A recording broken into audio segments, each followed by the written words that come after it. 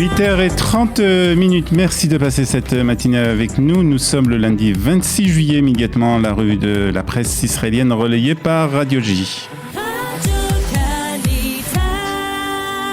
Et comme prévu, on retrouve Olivier Granilic à Jérusalem. Et ce matin, Olivier, que ce soit dans le Yediot ou dans le Israël Hayom, c'est encore le coronavirus qui fait la une, bien sûr, de la presse israélienne. En effet, même si l'angle des deux quotidiens est différent ce matin, c'est toujours et encore la pandémie qui est au centre de l'actualité israélienne. Commençons par le Israël Hayom qui continue à mener sa bataille pour l'injection d'une troisième dose. Hier, il parlait en première page de spécialistes qui préconisaient l'injection d'une nouvelle dose pour les personnes âgées. Aujourd'hui, Ran Reznik, le journaliste d'Israël Hayom, présente les conclusions de plusieurs études réalisées aux États-Unis et dans d'autres pays. Selon les recherches, la troisième dose est sûre et même recommandée pour certains spécialistes. Pour le moment, en Israël, aucune décision n'a été prise concernant la troisième dose.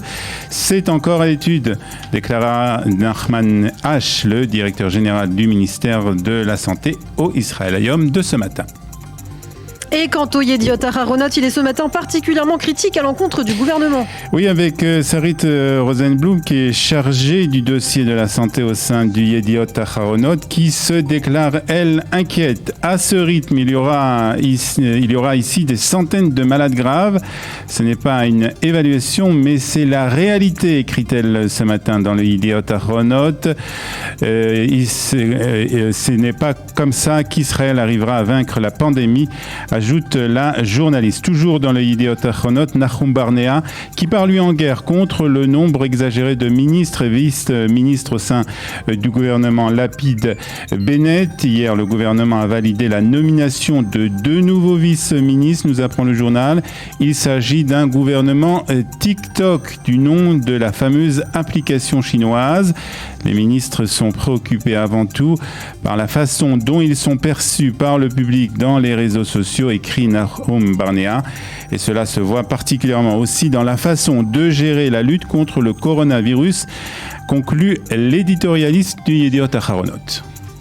Et toujours au chapitre sanitaire, hier, la ministre de l'Éducation a présenté son programme pour la rentrée scolaire.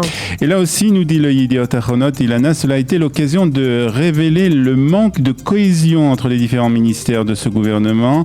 Alors que Yifat Sassa Bitton expliquait comment elle pensait que son ministère pouvait permettre la reprise normale de l'année scolaire pour le 1er septembre prochain, les fonctionnaires du ministère de la Santé émettaient, eux, certaines réserves quant au programme de la ministre de l'Éducation.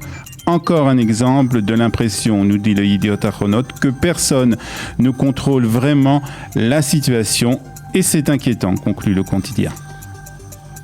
Dans le reste de l'actualité, Olivier, le Israël Hayom revient sur l'annulation d'un projet pétrolier avec les Émirats Arabes Unis. Oui, le quotidien en parlait déjà hier. Israël a décidé de reporter la mise en œuvre d'un projet d'accord de transport de pétrole avec les Émirats Arabes Unis pour des raisons écologiques. Un examen des risques a conclu que le projet ne remplissait pas les conditions imposées par le gouvernement et n'était donc pas valable, annonçait hier le ministère israélien de la protection de l'environnement. La décision de geler la mise en œuvre du projet a été prise par la nouvelle ministre Tamar Zenberg du parti Meretz qui s'est ouvertement opposé à cet accord. Et la décision, ajoute le quotidien, risque de nuire aux relations entre Israël et les Émirats Arabes Unis. C'est l'été et les Israéliens en profitent bien sûr pour aller à la mer, mais pas toujours malheureusement sur des plages surveillées. Résultat, l'augmentation inquiétante du nombre de noyades en Israël. Oui, pas moins de 6 noyades depuis vendredi. Le Haaretz parle d'une véritable plaie, la plaie des noyades. Israël Hayom nous parle de ce père et de ce jeune fils qui se sont noyés le long de la côte à Akko et qui ont été retrouvés morts, ou encore de ce jeune adolescent qui a trouvé la mort au large de la ville d'Elat. Et tout, nous dit le Israël Hayom, en tout, nous dit le Israël Hayom, ce sont 22 personnes qui sont décédées des suites d'une noyade depuis l'ouverture de la saison il y a déjà plus de 3 mois. Le Israël Hayom fait aussi par ailleurs remarquer qu'une partie de ces noyades ont eu lieu aussi dans des piscines privées. Le Yediot Aharonot de nous donner ce matin des conseils pour éviter de se noyer, mais le conseil le plus important reste qu'il est primordial national de se baigner seulement là où il existe un maître nageur.